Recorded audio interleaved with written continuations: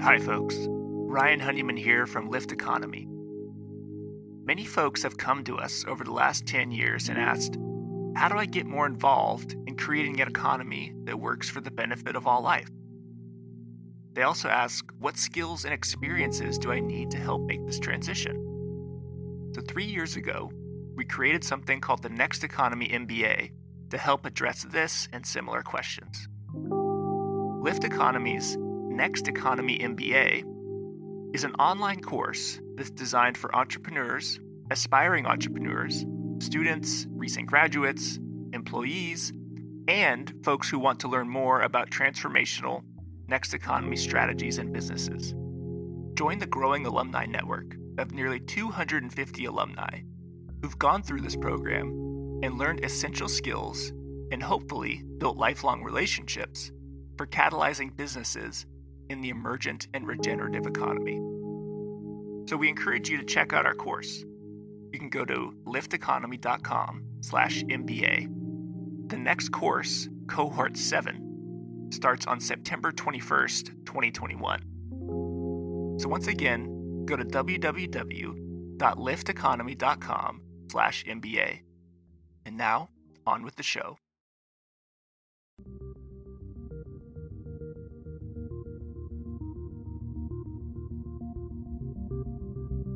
Welcome to Next Economy Now. The goal of this podcast series is to highlight the leaders who are taking a regenerative, bioregional, equitable, democratic, racially just, and whole systems approach to creating the new economy. Jay, welcome to the show. Thanks, Ryan. It's great to be with you. Jay, for folks who don't know, where do you consider home and why? Well, home is wherever I am, and because that seems the best way to think about what keeps me centered. But like where I literally am is I am just outside of Philadelphia in Berwyn, Pennsylvania on the main line. I've been down here since 1993 when I started a basketball footwear and apparel company with a couple of buddies called And One, and we've been here ever since. And I've just for the listeners, I know Jay pretty well. So I've told Jay that one of the coolest things I found out about the B Corp movement, which we'll get into in a little bit, is that Jay, as he just mentioned, co-founded a basketball company called And One. And Jay, for folks who don't know, can you describe And One and some of the things that made it a cool company to work for? Yeah, sure. And One in its day was the brand for ballers with game. More specifically, it would have been the brand for ball players who talked a lot of smack, but had the game to back it up. And so if Nike was your dad's brand or your grandfather's brand wearing at the Sunday barbecue, And One was the brand, shorts, T-shirts, kicks, shoes, that you'd be wearing on the blacktop as long as you had enough game to run on the A court. And what made And One famous were sort of these trash talking T-shirts, big baggy mesh shorts, and these mixtapes that became sort of an underground phenomenon. And what made And One cool to the outside world, to our customers, and when we became the number 2 basketball brand in the U.S. and in a bunch of markets overseas, the number 1 basketball company in the world for the 13-year run that we had. But what made And One special to me and to the partners that worked there was that it was an incredible place to work, not just for the 200 or so employees, all of whom had stock ownership in the company, and a blast, bringing their kids or their dogs or to work or running full court every day at lunch or working out in the gym. But also the tens of thousands of mostly young women that were working in our factories overseas and doing right by them and sort of learning as we went how important ethical sourcing was. Even if our customers didn't care, we wanted to be able to look in the mirror and make our kids proud, our parents proud of what we were doing. And that meant treating people the way we'd want to be treated, not just the people that work for us that we could see every day, but also the literally tens of thousands of women, mostly young women, 18 to 24 would be the typical age of any factory worker in China, that are coming from the rural areas into the cities to do this kind of work, and making sure that we made sure their conditions were best in class, and that they were paid what they were supposed to be paid, and OT when there was OT, and their working hours were appropriate. So strong employee practices, supply chain practices. From the very beginning, AND1 gave 5% of profits to charity every year. And so all of those things made AND1 a great place to work, because it was a place that we could be proud of. And that was, even though the retailers that we were selling to and the customers that were ultimately buying our stuff didn't know or care about that stuff, it was stuff that we cared about, and that I think paid us back, because it made AND1 a place that people really wanted to work and give 110%. It's interesting that as a consumer, I definitely did not know about all the 5% and the benefits to staff. Was there ever any attempt at marketing that, and people just didn't respond, in the 90s? Or I'm just kind of curious. No, it was just, we knew that it was irrelevant. Like our core audience was, a 16-year-old ball player, right? Who was a freshman in high school, who thought he was going to go pro the next year. And that young baller was thinking about only one thing. If he had the coolest gear, that was going to, have him look as good as he felt about his game on the court. And that was really all that customer cared about. And so there wasn't any real value in marketing all the stuff that we were doing behind the scenes to make AND1 a place that we would be proud of. Because the core audience for that was ourselves, and the couple hundred people that work for us, or the 50 or so distributors around the world. Our suppliers, they cared about it a ton. And so we had great supplier relationships, people who extended us terms when we got into cash crunches, folks who stuck with us through tough times. All of that happened because people felt like we were in a relationship, and we were doing something special together. We weren't just in a series of transactions. And so that relationship-based business model is what myself and one of the other co-founders of B-Lab, Bart Houlihan, who was the president of AND1, what we were really excited about trying to replicate, or at least shine a light on in other companies around the world that had for their own reasons adopted, similarly sort of responsible, high impact practices for whatever the reason was. But we wanted to make it easier for consumers or their suppliers or potential investors and potential employees to recognize them as the kind of company they wanted to work for or do business with. And so they could have somebody else, lifting them up and singing their praises, so they didn't have to do it themselves. And so that was like the shift from AND1 to B-Lab, was really about how could we replicate it and make it easier for other folks to do that, and make it more visible, more easily visible to others when a company is doing really outstanding things. Yeah, talk about that shift, because I know that in the early 2000s, Nike was putting a ton of pressure on AND1. You had started to get interested in the Newman's Own model. And can you talk a little bit about the sort of genesis of how B-Lab started to form in your mind, or in communication with others? Yeah, absolutely. And so you're right. I think for me, and I think for many people, as they start to think about business for good, is they start to think, if they're not familiar with it, they start to think about charitable giving. And I was no different. AND1 was no different. In our first founding document, it was 5% of profits to charity, because that's what we thought. That was what corporate citizenship was. That's what doing the right thing was, do well and do good, give back type of mentality. And so we did that from the very beginning, but we learned very quickly through our own practices, but mostly, as you alluded to, through talking with others, that the money that we would give away was not nearly as important as how we spent our money every day.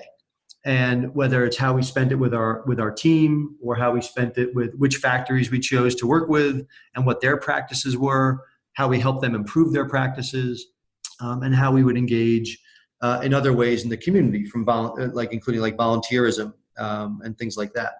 And so my journey on this path of using business as a force for good, I think is like many, which is it starts with sort of the low-hanging fruit or the things you know, and then the deeper you get into it, both in your own business journey and you realize where the real levers of power are the levers for impact, or in talking to others in a really tight community of practice.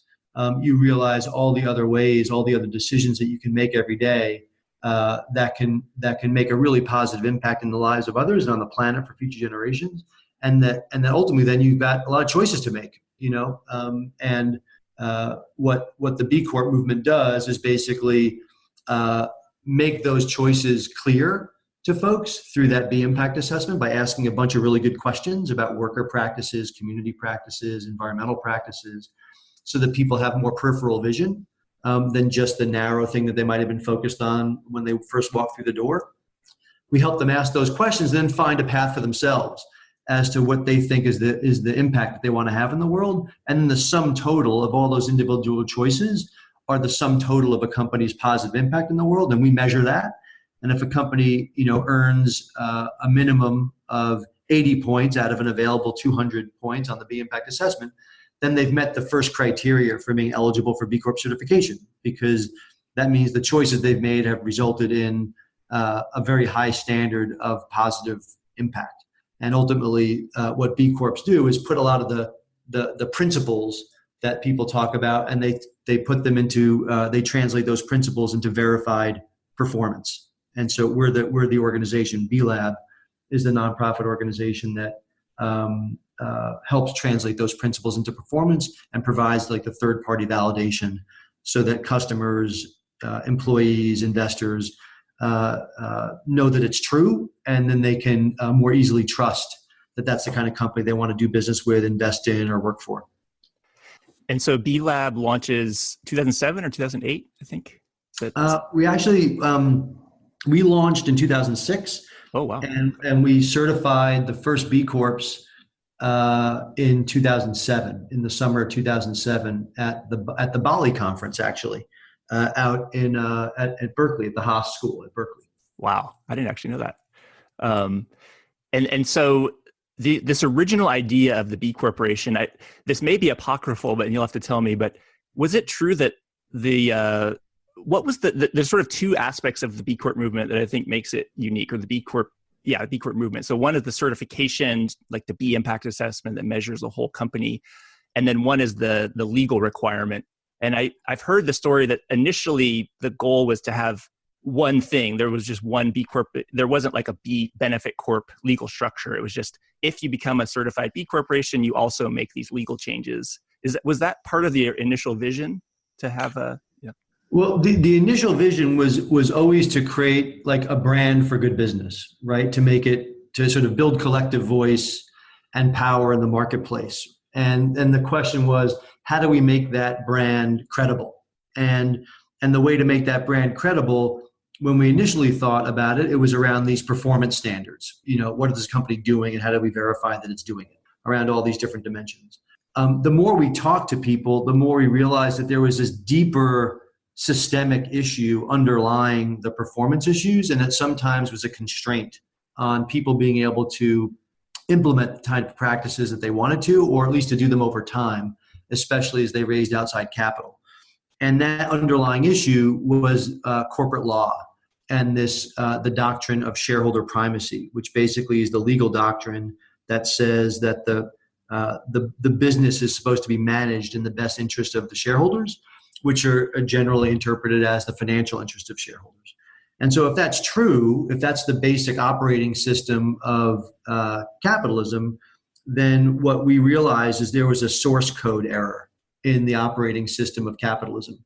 That shareholder primacy basically is the single, beautiful, elegant rule, but that has pretty nasty unintended consequences, because it then requires us to play a game, the great game of business.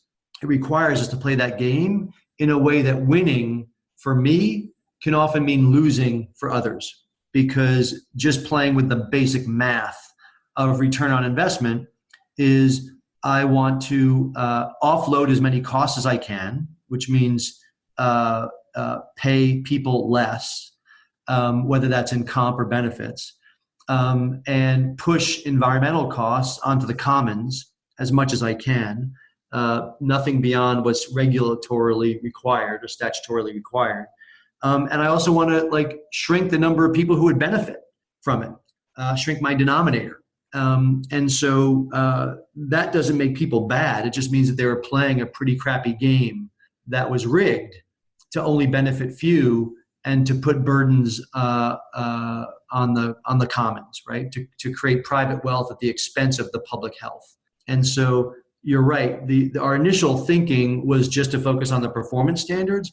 But as we got into this and we spoke with entrepreneurs about their fear of raising outside capital and losing mission control of their business, and as we met people like Marjorie Kelly, who wrote sort of the seminal book on this topic called The Divine Right of Capital, we learned that there were sort of these deeper systemic structural issues that needed to be fixed. And that's when we began working with corporate lawyers around the country to develop a new model of corporate governance, which is now exists in this benefit corporation statutes that you talked about, that now exist in 35 states and a couple other countries, that basically create a legal structure for a corporation that's purpose-driven, not profit-driven, right? And so it's purpose-driven and uses profits to fuel that purpose, as opposed to being profit-driven and basically viewing the purpose as, at best, like an ancillary benefit, that we'll get to if we have time and energy for it,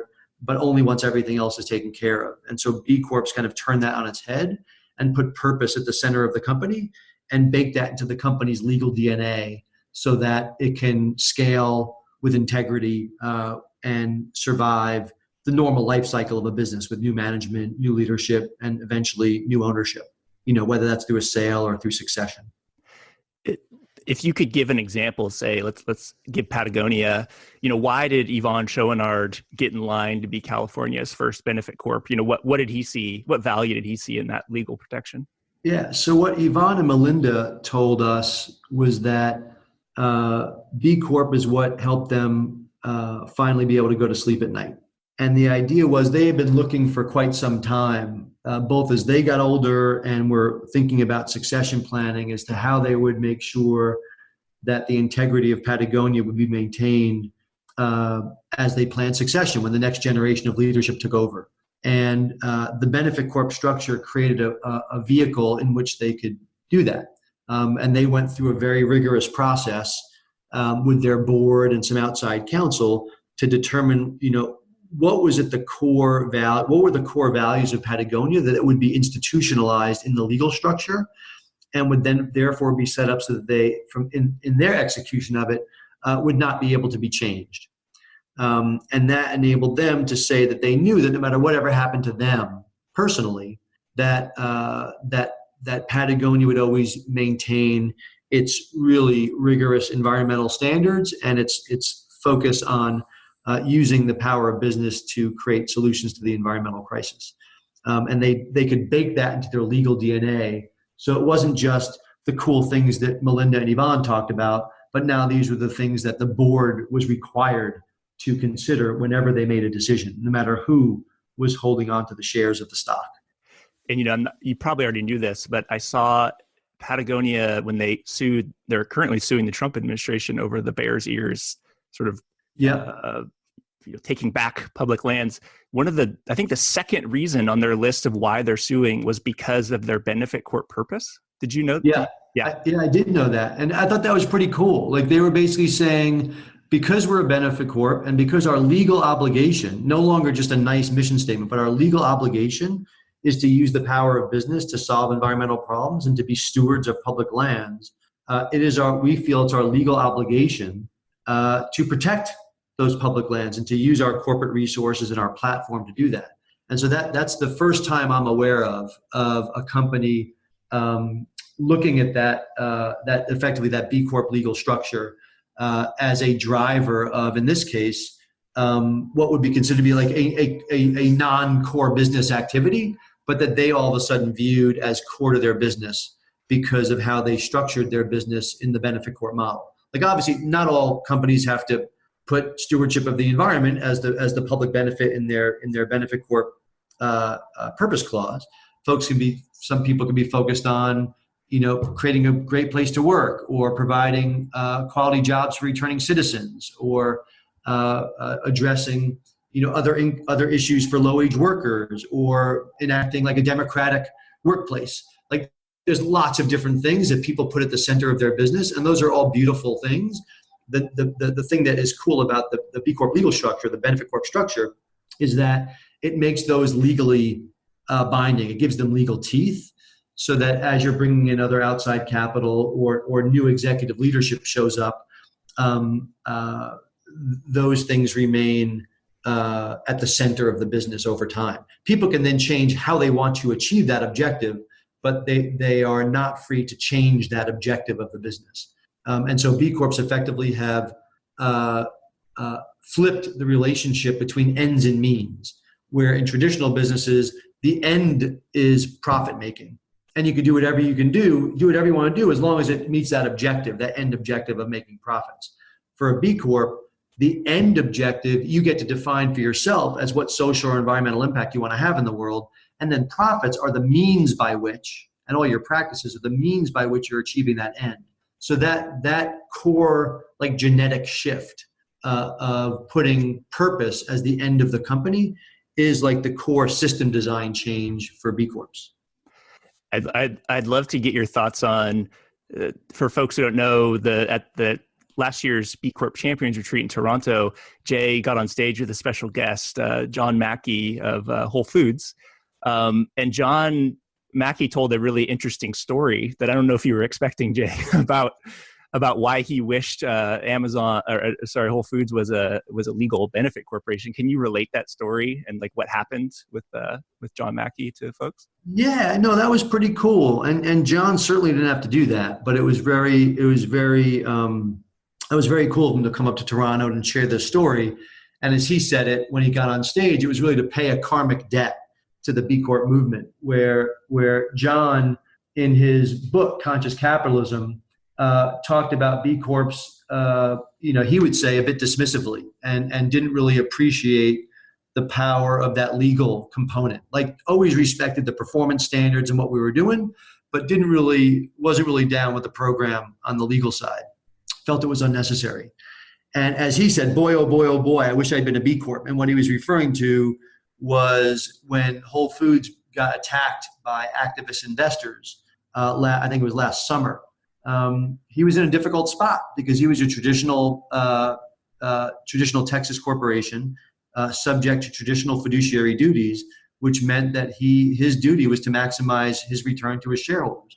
And he had some small stake activist shareholders basically get control of his company, or threaten control of his company, where he was then forced into a sale process that he really would have rather not been in. And he was very public about, said some not nice things about the folks at that investment house during that process. But he got pushed, was going to get pushed to sell the company to some other grocers that he was not particularly psyched about.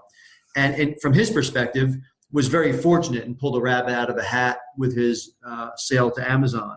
But he recognizes that that was maybe one of mostly bad options for him.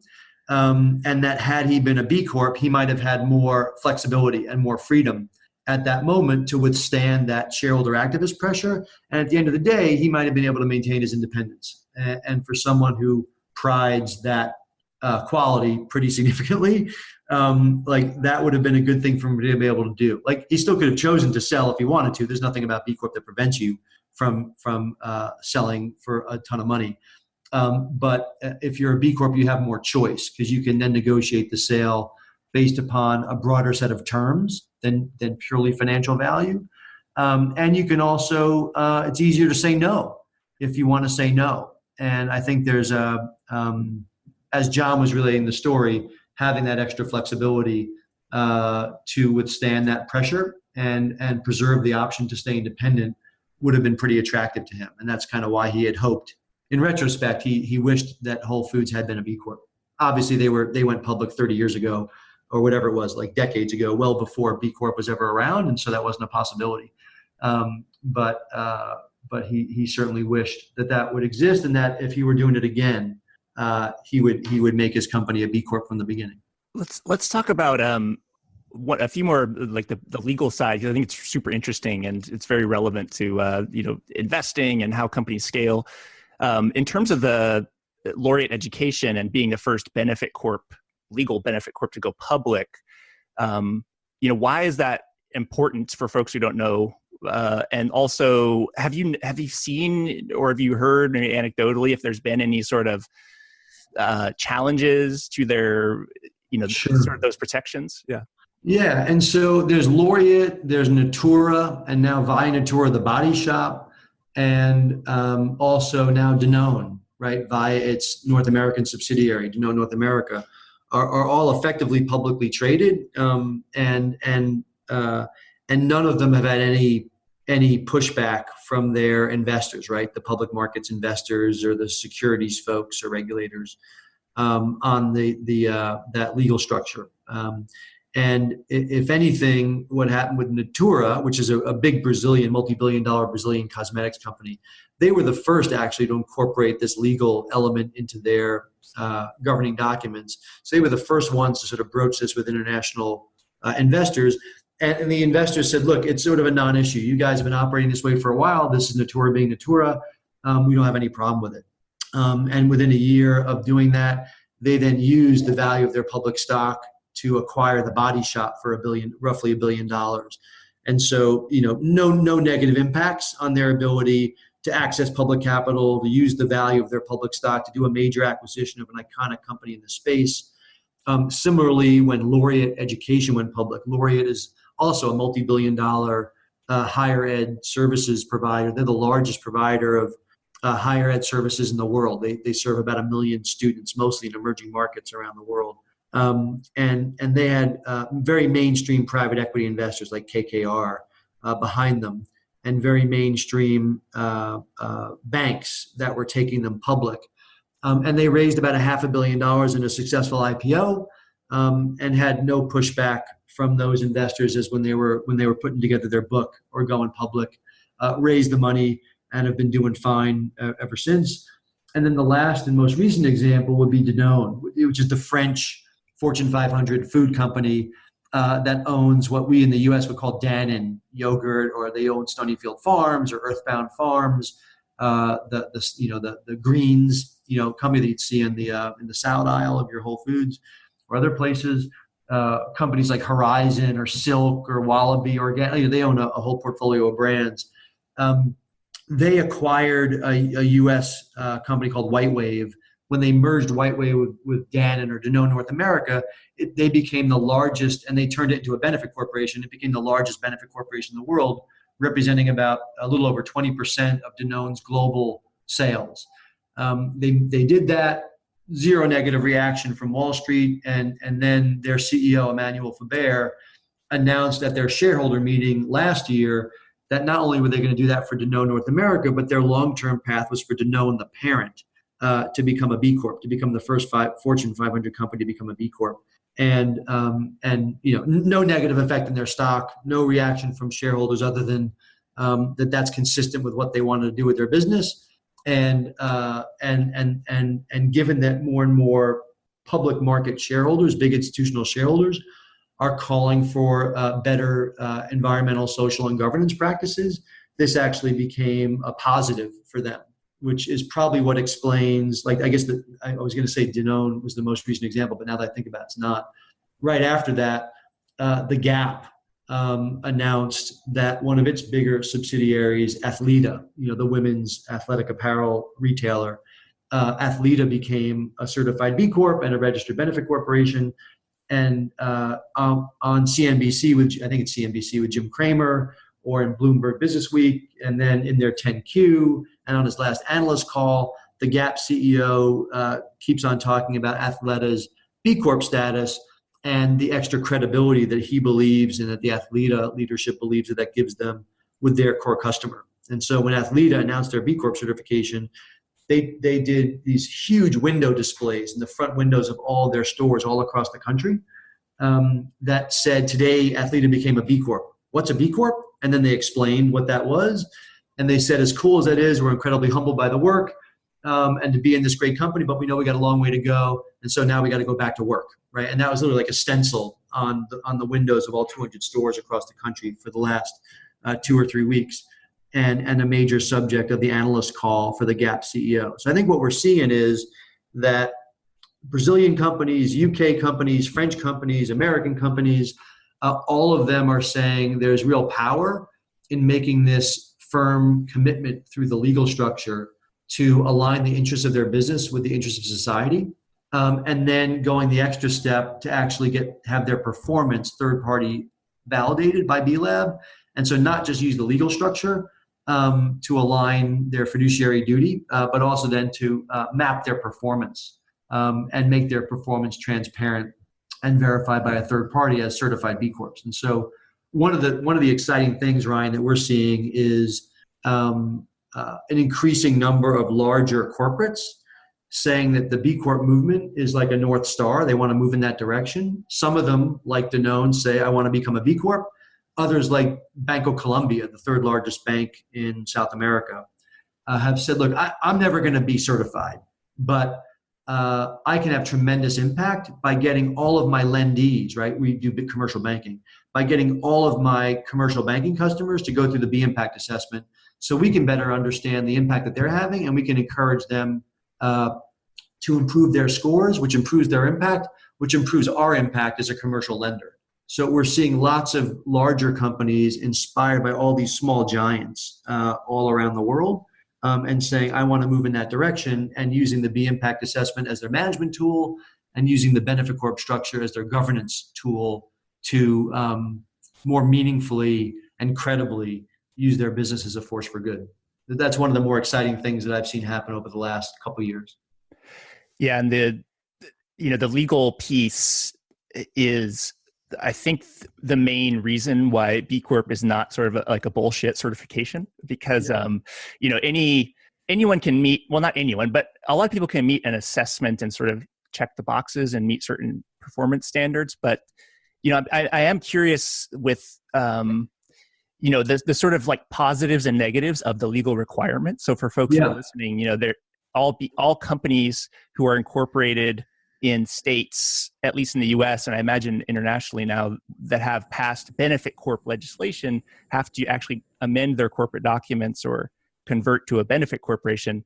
And Etsy and Warby Parker and a few other ones recently decided to decertify because they didn't think that they could actually make those amendments. And I'm curious, like, how does that? Because I think it's obviously the strength of the B Corp movement is the legal requirement, and yet you still want companies to participate. So how do you really balance that tension?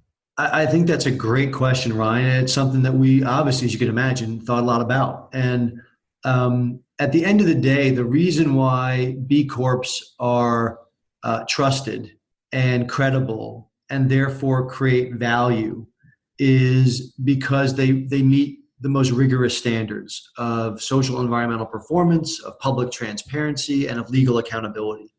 And so it's much more important to the long-term objective to redefine success in business is to create a community of credible leaders. And so there's 2,500 certified B Corps in over 150 industries in like 60 countries around the world. And so whether a couple companies decide that they can make the legal change or not isn't going to change the trajectory of the movement, and it's ultimately the movement that we care about, and upholding the integrity of the standards only makes the certification more valuable to those who have achieved it. And so while there was definitely conversation about what we were doing, maybe some expectation by some outsiders that we would ultimately lower the bar for fear of losing some high-profile companies. It was always pretty clear to us that would have been a short-term decision that would have had long-term really negative consequences for the integrity of the B Corp community and the broader movement. And so the tension is, there's no question the B Corp community would be 10 times its size if there wasn't a legal requirement, but it would probably be 100 times less impactful and less meaningful. if it didn't have the legal requirement. And so, because at the core issue, if you've got a source code error in the operating system of capitalism, there's no papering over that. Like you can send all your coders in there to do fixes and use duct tape and paper clips and glue and try to like cobble it together to overcome that. But what you really need to do is you really need to get in there and change the source code. And that source code is shareholder primacy. And so what we need to do is to put the creation of stakeholder value at the center of the corporation. And that requires that legal shift.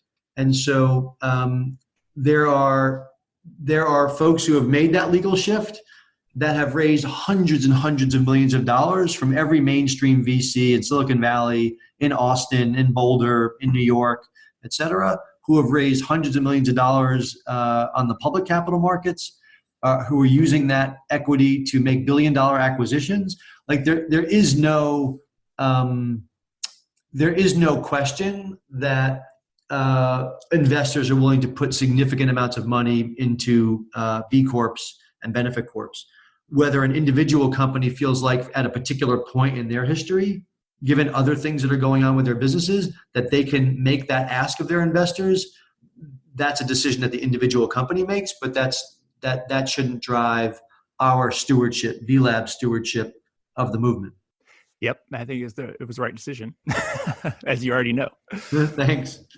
So now B Lab's been around since 2006, so I guess it's more than 10 years. Looking back, what's really surprised you? What stands out as, what stands out looking back over the last 10 years? So I'd say a bunch of things, right? Everything surprises me. I would say one surprise is how quickly this has become a truly global movement. And that's probably one of the most fun things about this. The fact that there are B Corps in over 60 countries and that there are now more B Corps outside of the US than inside the US.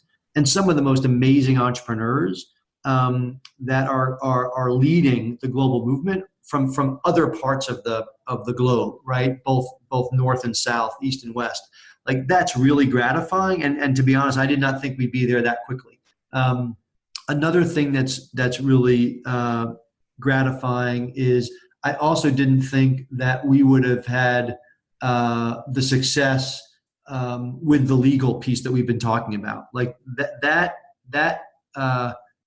big systemic shift, that pulling that big lever and getting laws passed in 35 states, including Delaware, having it adopted by the G7 Social Impact Investment Task Force several years ago. Now Italy and Colombia have passed benefit corp laws, and now it's now pending in like another dozen countries around the world.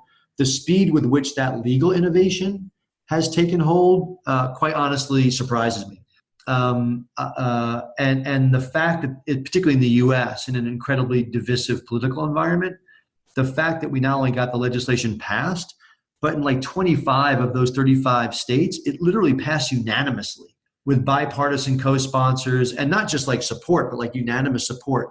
And in this, and like South Carolina and Louisiana, like deep South. Yeah, right, exactly, right. When Nikki Haley was governor of South Carolina, she signed the benefit corp bill. When Chris Christie was governor of New Jersey, or when Bobby Jindal was governor of Louisiana, like so, it's passed in red states and blue states and purple states, and that is really encouraging that the B Corp community has represented this sort of middle path of where someone can be pro-business and pro-community, pro-profit and pro-people, and that B Corps have proved that we can live in a both-and world, not an either-or world. And I think that's really, not only is it inspiring to me, but it's pretty heartening, given the times that we're living in, that there's a model here that is something that people can come together on, not only around the world, but even within our own country, where things seem pretty divided. Business for good seems to be a thing that folks can agree on, that we're using the power of markets to drive mission. We're using profits to fuel purpose. We're creating companies that deliver more than a paycheck, and all of that feels pretty special. And so those are a couple things that I guess have surprised me. I'd say that the speed with which large Fortune 500 companies have gotten engaged and engaged meaningfully has surprised me. And interestingly, we've just completed like an 18-month process with something we call our Multinationals and Public Markets Advisory Council, where we were starting to get so much inbound traffic from the big guys that we were no longer wanting to handle it one-off, and we knew that our standards needed some significant once-over before we were willing to certify any company of that scale. And one of the surprising things, happily surprising things that has come out of that process is it's those companies themselves that joined us for this 18-month review, 24-month review of our standards. Their number one recommendation was that we not only maintain but actually raise the standards for the larger companies. And so there actually be higher standards of performance and transparency for the bigger companies, because they recognize that the public has such little trust of them that the only path for them to rebuild the trust is to do the really hard work. And so I think we, like lots of people, were incredibly skeptical as that if the B Corp movement scaled and as bigger companies came in, that we could get co-opted or at the risk of being co-opted. And so as we have taken some of these baby steps in that direction, I think it was pretty surprising to me that it was the big companies themselves that said the only reason we're interested in this is because of its rigor, and we know that we should have to meet a higher bar. I think that was a big pleasant surprise. And then I'd say the last thing that's been surprising, Ryan, is, and this is again a happy surprise, is the extent to which our community has rallied around the flag of building an inclusive economy. And as I think about my own life and my own work and the importance of what we're doing, I think that's sitting at the center of everything. I think business as a force for good is a big tent, and I think the center stage of that is building an economy that works for everybody, and that is really hard work and really important work. And like I so appreciate what you've done with Lyft Economy and with the Force for Good Fund in working specifically with businesses that are led by women and people of color who are seeking to be best for the world companies. And focusing your energy there, and even the folks that you're lifting up through this podcast, you've been really attentive to that.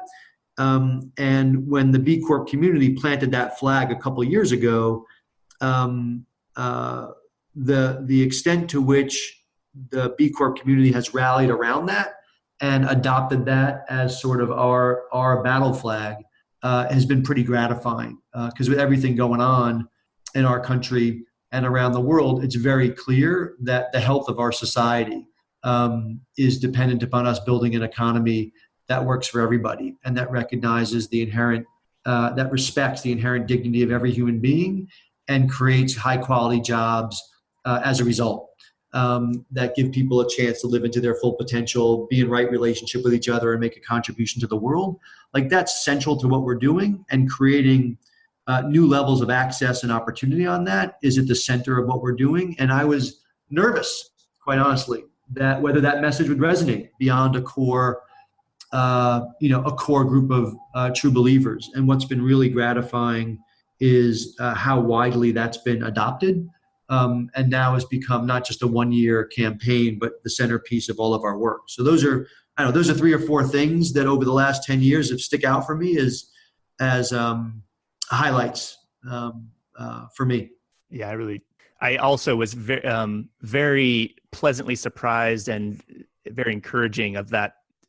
It just seems like the inclusive economy, racial justice, gender justice, it's very appropriate, and there's just been so much interest from B Corps. I sort of second that observation. Yeah, and Ryan, dude, and you're one of the good ones who want to hold us accountable, right? Because there's a huge gap between where we are and where we want to be, whether it's at B Lab, as a 65, 70 person NGO, or a B Corp community of 2,500 companies. We are still very far from where we need to be.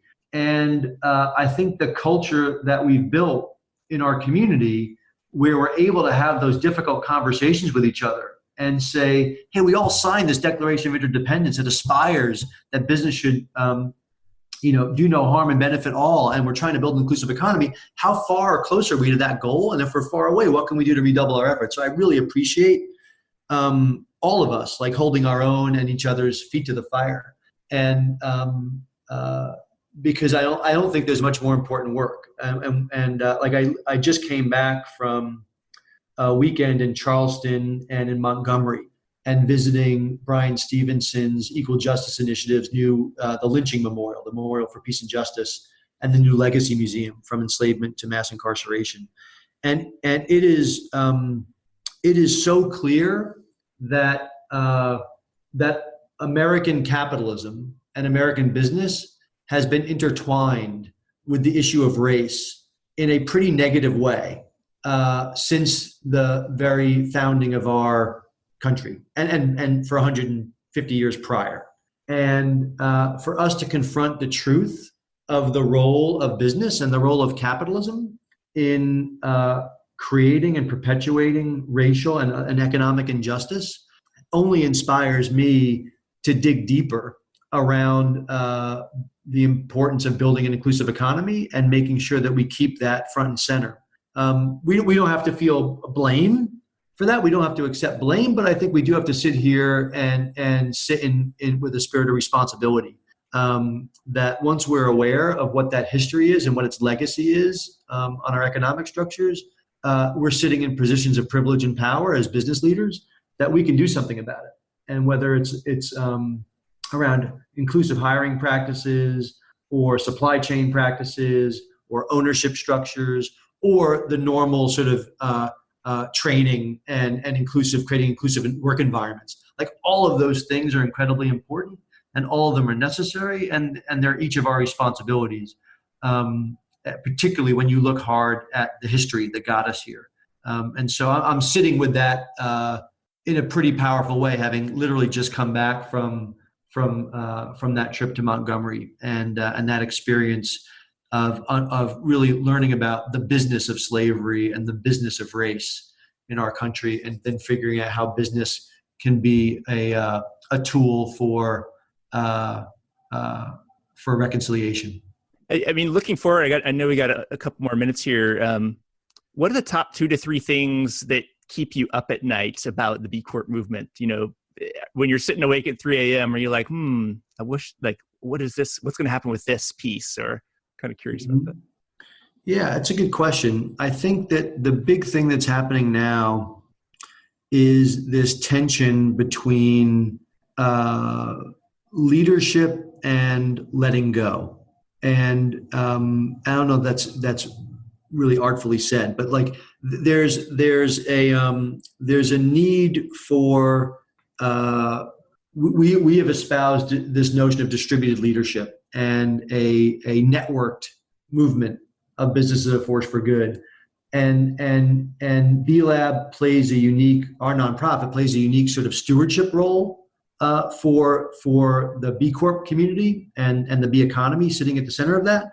But we've got to figure out governance structures and operating practices and just energies that we can create that say, while we have a stewardship role, that has to be as light touch as possible, and to create the platforms and the systems and the structures and the culture that supports the leadership at all the different nodes of the network. And I think we've done an okay job at that in our first 10 or 12 years.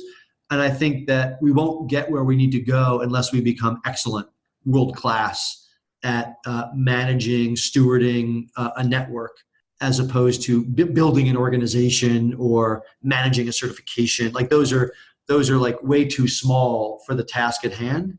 And I think what keeps me up at night is whether we are holding on too tight or whether we are letting go too completely, and finding that balance that to me sits in the word stewardship is I think what keeps me up most. And that's about U.S. versus global.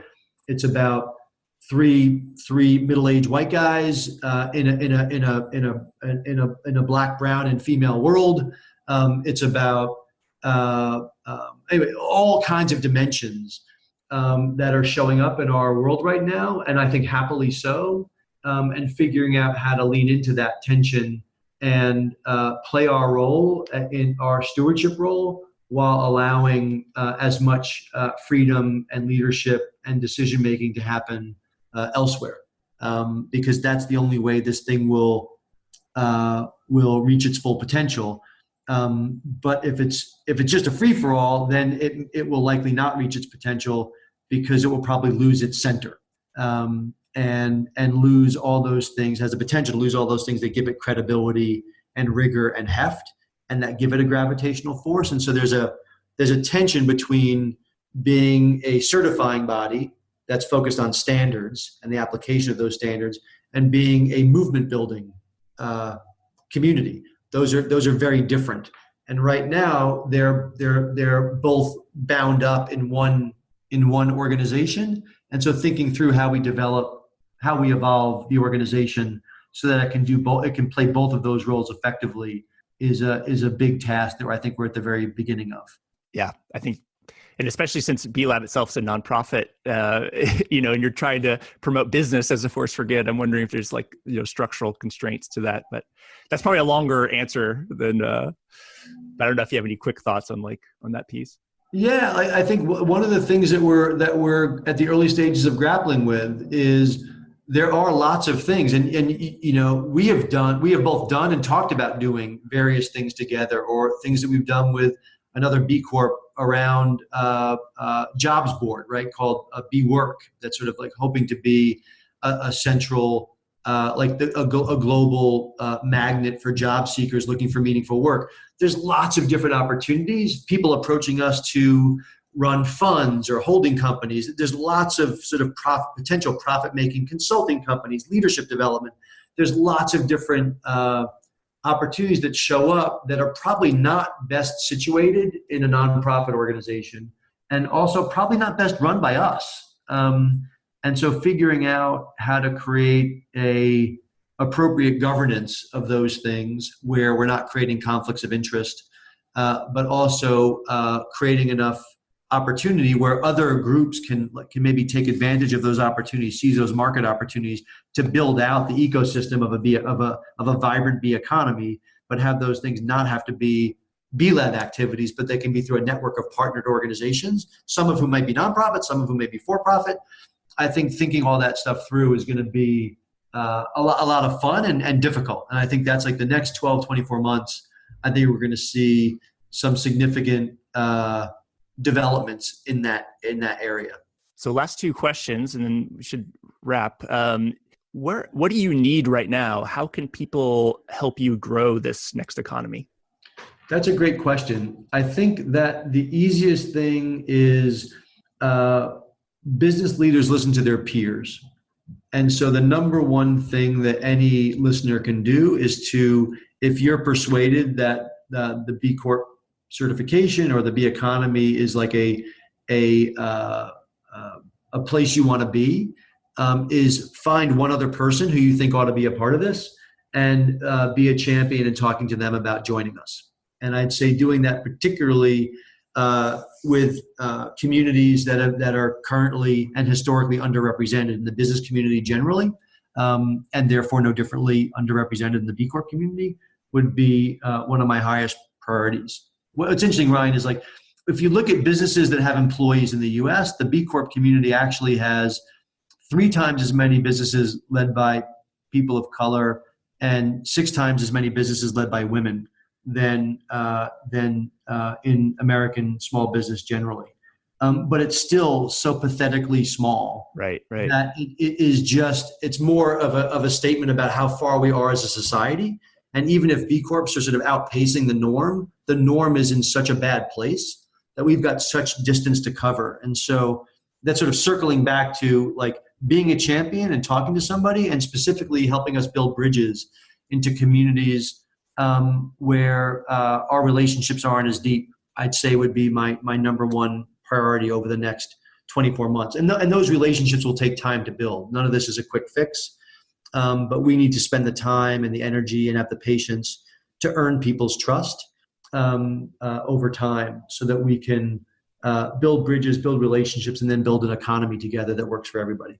And what are some of the websites or the resources you can point those folks to so they can help have those conversations? Sure. bcorporation.net is probably the place I would send everybody.